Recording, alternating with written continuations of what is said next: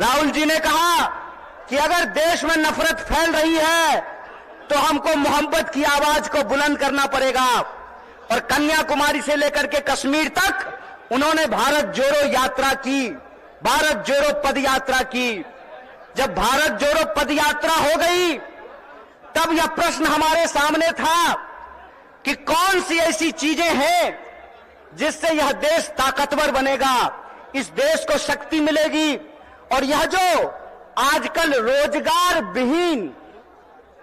विहीन समझते हैं ना, रोजगार विहीन का मतलब यह है कि गृह मंत्री का बेटा बीसीसीआई का सेक्रेटरी बन जाएगा और आपके बाल बच्चा को कुछ नहीं मिलेगा।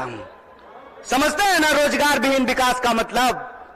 यह जो रोजगार विहीन विकास है, इस रोजगार विहीन विकास में इस देश के जो आम आवाम हैं, उनके बच्चों का, उनके जीवन यापन का मुद्दा कैसे हल होगा।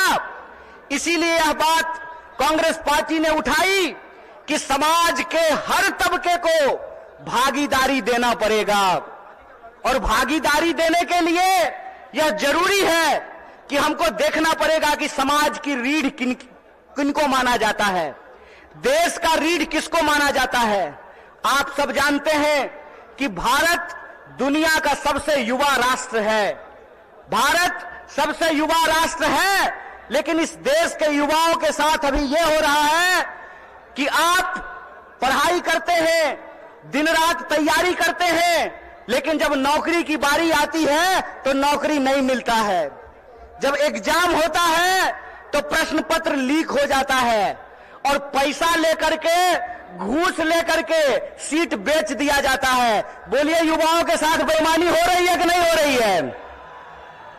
चूंकि हमारे माँ बाप किसान हैं, चूंकि हमारे माँ बाप शिक्षक हैं, हमारे माँ बाप साधारण परिवार के लोग हैं, साधारण इनकम के लोग हैं, तो हमारे भविष्य के बारे में कोई नहीं सोचता है।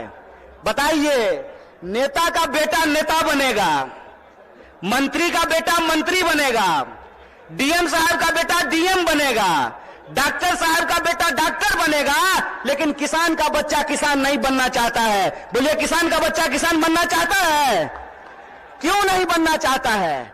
इसलिए नहीं बनना चाहता है कि इस देश की हकीकत यह है कि हर घंटे 2 किसान आत्महत्या करते हैं, हर घंटे एक नौजवान आत्महत्या करता है, हर मिनट किसी महिला के साथ कोई ना कोई अपराध होता है। आए दिन हमको यह सुनने को मिलता है कि जो शोषित पीड़ित वर्ग के लोग हैं उनके ऊपर लगातार हमले होते हैं, उनका अधिकार छीना जाता है। देश की इस परिस्थिति को देखते हुए, जब बेरोजगारी 45 साल में सबसे ज्यादा है, महंगाई आसमान छू रहा है। आप लोगों को याद था ना, पहले पेट्रोल कितना में मिलता था? पहले पेट्रोल कितना में मिलता था? 50 रुपया में। अब कितना में मिलता है? 100 रुपया में। महंगाई बढ़ी है कि नहीं बढ़ी है?